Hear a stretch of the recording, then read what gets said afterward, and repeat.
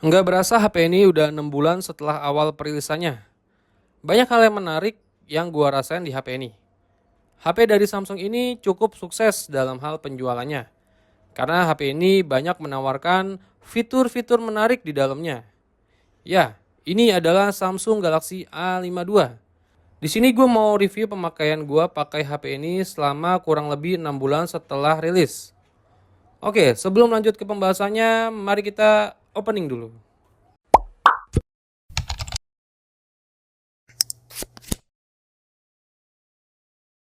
Di sini ada 3 hal yang mau gue bahas. Pertama, desain dan build quality. Kedua, performa game dan kamera. Dan yang ketiga adalah user experience pemakaian sehari-hari dan layak nggak sih dipakai dalam jangka waktu yang lama. Oke, lanjut. Jadi HP Samsung A52 ini udah rilis ya sekitar awal tahun lalu. Tepatnya di bulan Maret dan menjadi salah satu HP penjualan terbesar Samsung. Karena desainnya itu yang cakep dan elegan. Hampir menyerupai HP flagshipnya Samsung, yaitu Samsung S21. Warna yang gue punya ini adalah warna putih. Kalau soal desain di sini gue nggak ada komplain sama sekali, karena emang udah cakep, dilihatnya itu keren. Tapi beda halnya kalau kita udah pegang ini HP. Baru dah tuh kelihatan HP ini tuh kayak nggak kokoh aja gitu. Pas dipegang di bagian belakangnya kayak ada sedikit bagian yang nggak padat. Apalagi pas ditekan-tekan bagian backcase-nya. Itu berasa kopong. Belum lagi ketika awal gua beli sempat dibuat kaget pada bagian kamera belakangnya. Yang dimana kalau kita goyang-goyang itu kayak ada bagian yang lepas, kayak ada yang copot gitu. Pas gua cek dan diskusi dengan beberapa pihak itu ternyata emang OIS pada kameranya atau Optical Image Stabilization. Tapi sedikit aneh sih, OIS pada kamera lain aja nggak sampai kayak lepas gitu.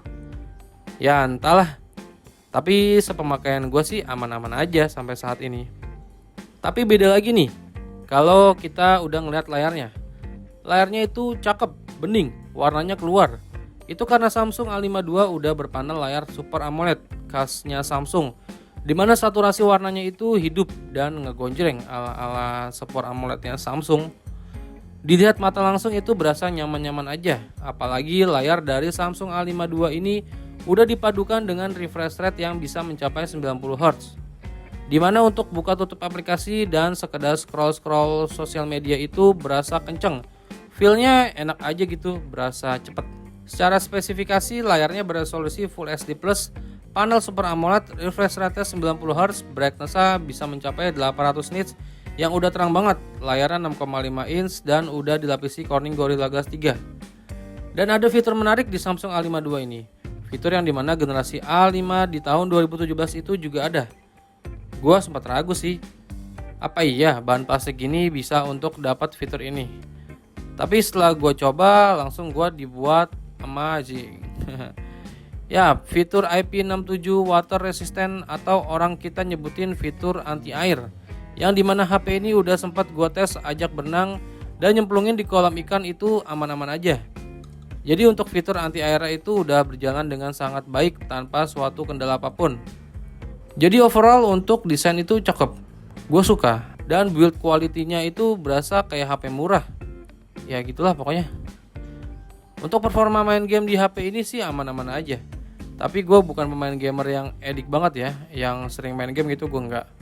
Ya paling sesekali main Call of Duty Mobile. Di HP ini berasa nyaman-nyaman aja. Paling kalau udah dipakai lama HP-nya berasa anget-anget, baru dah tuh frame rate-nya drop. Dan itu bikin gak nyaman ketika kita lagi asik-asik ngebarbar, tapi performanya harus sedikit turun akibat panasnya. Kalau untuk spesifikasinya sih Samsung A52 ini ditenagai prosesor Snapdragon 720G dengan fabrikasi 8 nanometer yang dimana prosesor ini bukan prosesor yang baru ya. Tapi chipset ini jadi salah satu chipset favorit di beberapa brand karena kualitasnya juga udah cukup teruji dan main aman aja. UI dari Samsungnya itu yang menurut gua juga friendly banget. Looksnya simple tapi elegan dan pemakaiannya juga gampang, nggak ribet. RAM-nya di sini 8GB dan storage-nya gua pilih yang 128GB.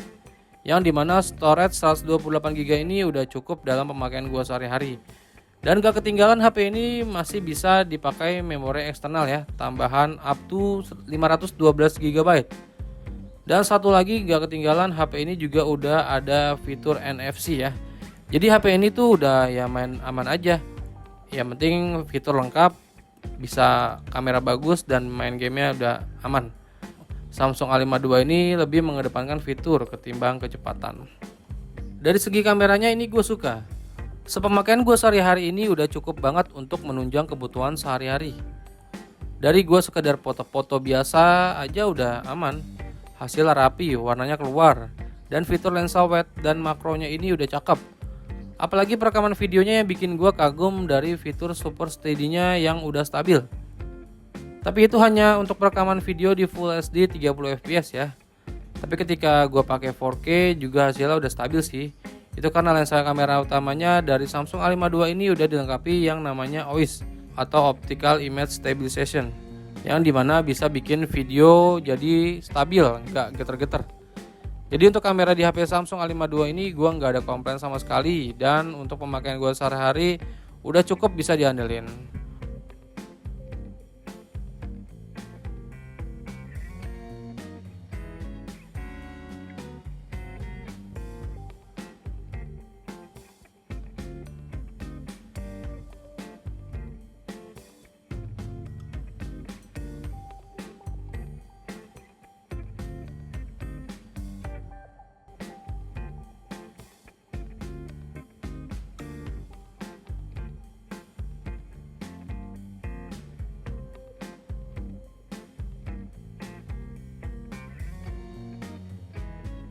Overall untuk performa, game, dan kameranya gua nggak begitu khawatir, dan emang sesuai kebutuhan gua sebagai penikmat multimedia atau konten kreator.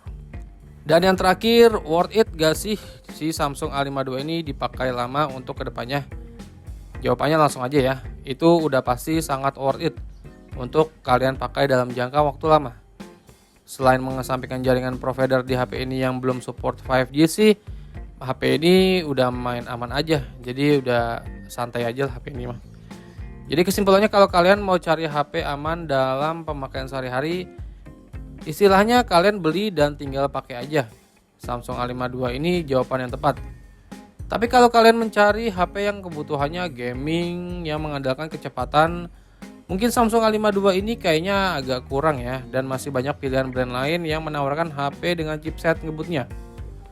Oh iya, satu lagi untuk harganya. Samsung A52 ini gue cek untuk harga barunya di marketplace udah lumayan banyak penurunan ya untuk harganya. Jadi gue sangat merekomendasikan HP ini buat kalian yang mau cari HP yang nggak neko-neko. Yang penting tinggal pakai aja. Oke, jadi segini dulu aja video yang bisa gue sharing ke kalian. Semoga bermanfaat buat kalian semua. Dan sampai ketemu di video gue berikutnya. Venga pamit. Bye.